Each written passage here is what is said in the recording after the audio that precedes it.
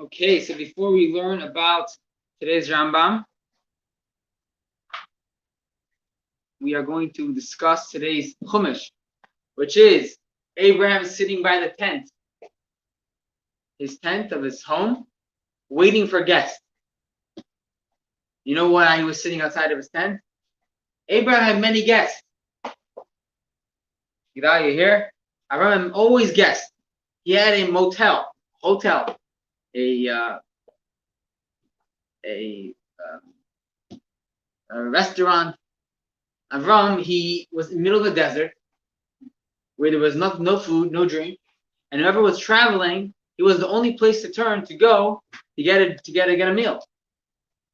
What happened after people ate at Avram's house? You know what happened? After they ate by Avram's house? No, anybody. He told them, say a bracha, bench. What happens if they said, I don't want a bench? So what happens if they didn't want a bench? He says, no problem. You don't want a bench? Pay for what I gave you. Says, how much I pay you? You find wine in the desert, meat in the desert. Went up, the check kept on going up and up. So like, okay, fine. We'll bless Hashem. Okay, that's what he wanted. So Avram's job in life was to make people thank Hashem, bless Hashem. That's all he wanted. But what in this parsha there is Chumash? When did he do this? He was sitting outside of his tent the third day after the bris. The third day after his bris, he was 99 years old. Now, when you're 8 days old, it doesn't hurt so much. When you're 99, it hurts a little bit. How did it feel by 28?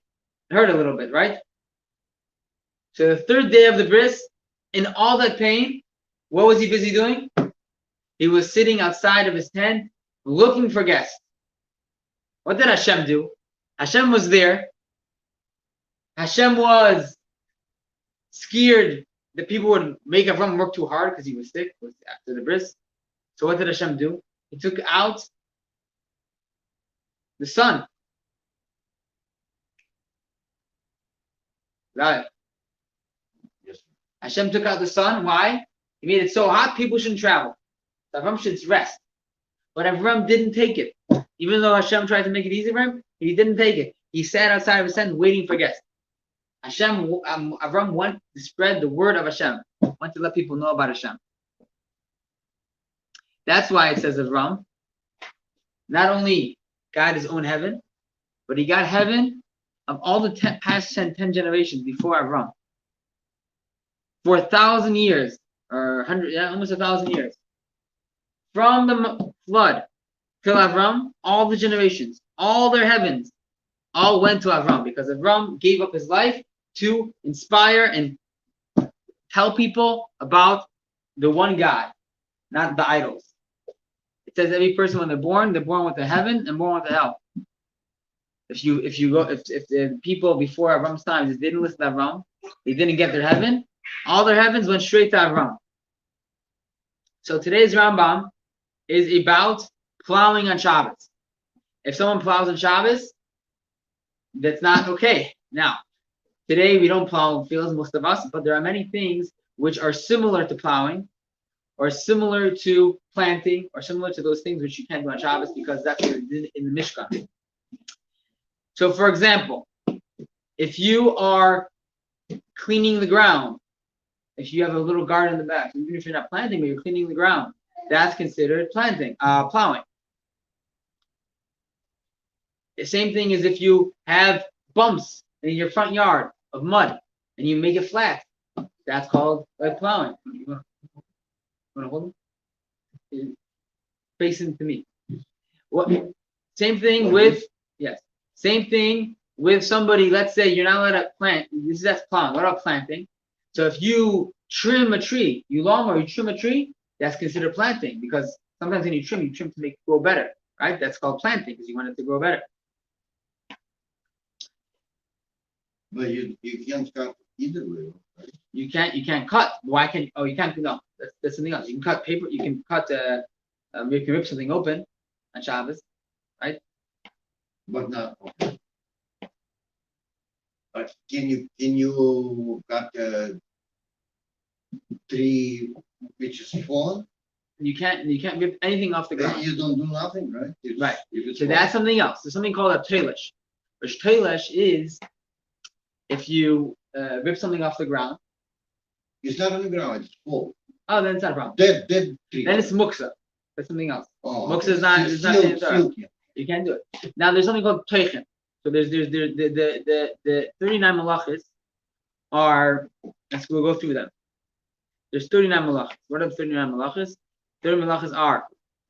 I'll do it in English. Plowing, sowing, which means planting, reaping, collecting, threshing, winning, spreading, grinding, sifting, kneading, baking. So all these things are with bread, right? So you plow the ground, you plant, you cut the wheat. After you cut the wheat, you separate the wheat from the cover, through throwing it in the air in the olden days. Then you pour water in it and you knead it. That's another malacha. Then you bake it. Another malacha. Cook. That's a malacha. All you said is about Shabbat, not the Yom. Right. Can you grind on Yom? No, you can't because you can only do on Yom Tov. Food, can you grind food? Only spices. Like course already. Yes, because anything that you can't do before Yom Tov, that if you do it before Yom Tov, it's not going to be as good. Then you can do it on Yom Tov. Right? So horseradish is not going to be as sharp if you do it the day before. So therefore, you're allowed to do it on Yom Tov. But anything that you could do before Yom Tov, Pepper also, black pepper. yes. Can you use You this? could even slaughter an animal on Yom Tov because the animal that's slaughtered. Yeah, why? Because it's better. The animal that's slaughtered today tastes better than the animal that's slaughtered yesterday. We don't have that. We have animals that were slaughtered a month ago. But in real life, in the olden days, they had real good meat. Maybe from people. Okay. You're not allowed to do anything also that is connected with dyeing wool or anything like that, coloring, because in the temple, in the Mishkan, what they do, they planted stuff where they killed the animal, they took the leather, and then they colored it. So coloring is also, anything is also not allowed in Shabbos. Same thing with writing, ripping, sewing. We'll go through the next few days all of 39 malachas. Back to Avram. So Avram is our fourth, like Rabbi Kiman said on Shabbos. Every single Jew has Avram inside of him, the power of Avram, and therefore each Jew must take his power inside of him and be like Avram, just like Avram made sure that even people who are non-Jews, even people that bow down to the dirt of their feet, even when he was very sick, the third day after his milah, he made sure to make them close to Hashem. So to us, we have to make sure that every single person that we know we try our hardest, even when it's very, very hard, to inspire them to get close to Hashem. Have a great night.